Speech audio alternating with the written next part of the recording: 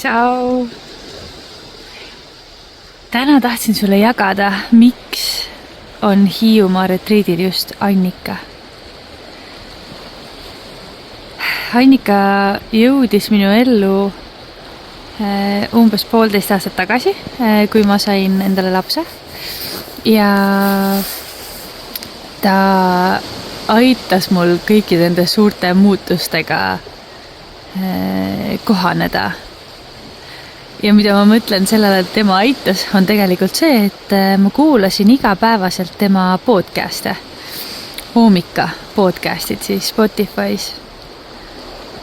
Ja kuigi algul ma mäletan seda hetke, seda tunnet, kui mees läks tagasi tööle, esimene päev, ma jäin lapsega üksi koju, see tundus nagu üüratult keeruline, et kuidas ma ikkagi üksi hakkama saan, sest seda tööd on nagu väga-väga palju lapsega alguses. Et ja siis ma kuidagi kogemata jõudsin tema podcastideni. Ja see aitas mul palju rohkem rahuneda kogu selles olukorras. Ning nüüd, kui ma olen juba 1,5 aastat käinud ka siis tema stalkeri tundides, siis see on aidanud jõuda enda keskmesse. Et igaühel, kellel on natukenegi keeruline aeg või tunne, et oleks vaja mingit tuge, siis täiesti tasuta Spotify's saab kuulata Hoomika podcast'e.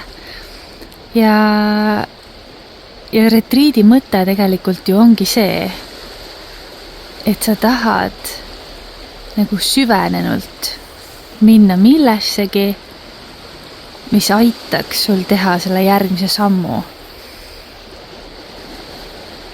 Ja seda me just Hiiumaal teeme.